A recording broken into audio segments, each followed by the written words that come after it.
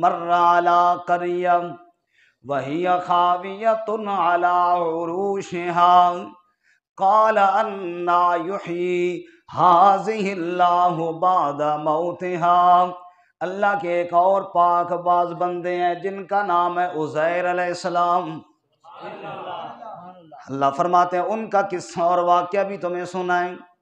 او کالذی مر علی قریہ، ایک بستی کے پاس گزرے، یروشلم کی بستی یا جناب کوئی اور بستی فلسطین کی، جسے بخت نصر بادشاہ نے تیس نیس کر دیا تھا۔ وہ جتنی آبادی تھی کچھ قتل کر دیے، کچھ قیدی بھیڑ بکریوں کی طرح ہانک کر لے گیا، بستی ساری ویران ہے۔ حضرت عزیر علیہ السلام وہاں گئے، دیکھا جناب برباد پڑی ہوئی ہے، کہنے لگے قال انا یحیی ہذہ اللہ بعد موتها، تعجب کے ساتھ کہنے لگے اس بستی کو اللہ دوبارہ کیسے زندہ کرے گا۔ ادھر عزیر علیہ السلام کے دل میں خیال آیا، ادھر کیا ہوا، فَأَمَاتَهُ اللَّهُ مِئَةَ عام، اللہ نے 100 سال کے لیے عزیر علیہ السلام کو وہیں پر موت دے دی۔ کتنے سال کے لیے جی؟ ثم بعث، پھر 100 سال کے بعد اللہ نے اٹھایا۔ قال کم لبثت، اور اللہ نے پوچھا ہے میرے بندے یہ بتا کم لبثت، کتنی مدت یہاں پر ٹھہرے ہو؟ حضرت حساب لایا تو فرمان لگے لبثت یومن او بعض یوم، یا اللہ یا تو ایک دن یا دن کا بھی کچھ حصہ، پورا دن نہیں شاید آدھا دن ٹھہرا ہوں، جب سویا تھا سورج یہاں پہ تھا، اب پتہ نہیں یہاں پہ وہی دن ہے یا اگلا دن آ گیا، کوئی سمجھ نہیں آ رہی ہے۔ فرمایا بل لبثت مئۃ عام، اے میرے بندے ایک آدھے دن کی بات نہیں، تو پورے 100 سال یہاں رہے۔ بتاؤ لوگو عالم الغیب کون ہے پھر؟ ہر چیز چھپی ہوئی کو جاننے والا کون ہے؟ اللہ قرآن میں کہتے ہیں لا یعلم من فی السماوات والارض الغیب الا اللہ، لوگو آسمانوں میں بھی غیب کو کوئی نہیں جانتا، زمین میں بھی غیب کو کوئی نہیں جانتا، الا اللہ، جاننے والا ہے تو صرف کون ہے؟ اللہ فرماتے ہیں بل لبثت مئۃ عام، حضرت جی آپ تو پورے 100 سال یہاں پر رہے۔ حضرت حیران ہو گئے 100 سال؟ جی 100 سال۔ فانظر الی طعامک وشرابک لم یتسنہ، دیکھ ذرا اپنے کھانے کی جانب، وہ جو کھانا حضرت نے درخت کے ساتھ لٹکایا تھا، اور اپنے پینے والی چیز جو شربت یا نبیذ تھی وہ بھی وہاں پہ لٹکایا تھا، دیکھیے ذرا اپنا کھانا تو کھولیں۔ حضرت نے کھانا کھولا، فرمایا لم یتسنہ، 100 سال گزر گئے، کھانا آپ کا باسی نہیں ہونے دیا۔ ہمارا رات والا صبح تک خراب ہو جاتا ہے، وہاں پہ 100 سال گزر گئے، اللہ تعالیٰ نے باسی نہیں ہونے دیا، خراب نہیں ہونے دیا، اپنی قدرت کا یوں اظہار کیا اے میرے عزیر آپ یہاں پہ 100 سال سوئے رہے ہیں، لیکن 100 سال کے اندر تیرے رب نے تیرے کھانے کو خراب نہیں ہونے دیا۔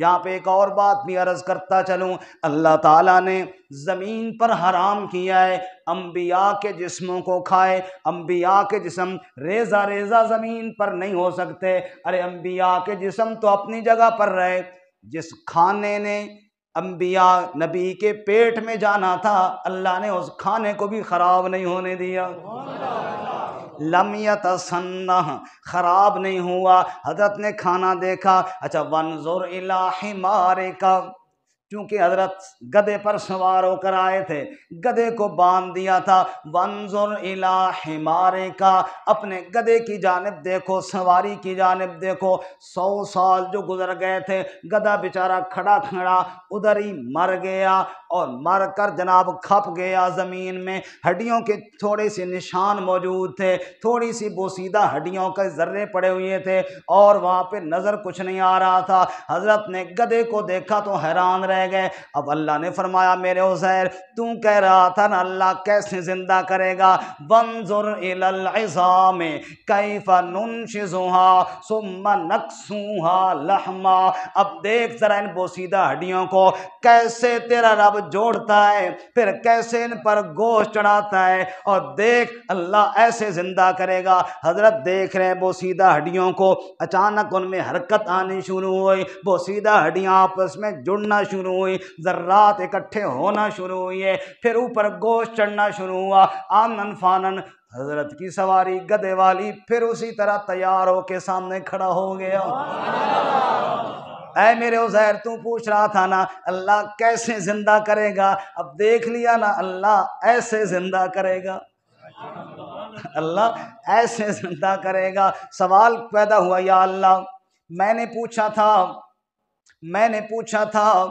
مردوں کو کیسے زندہ کرے گا, تو یوں کرتا میرے سامنے گدھے کو مار دیتا, پھر گدھے کی ہڈیاں جوڑ دیتا جیسے ابراہیم علیہ السلام کے ساتھ کیا, پرندے مار دے الگ الگ کر دے پھر جوڑ دیا.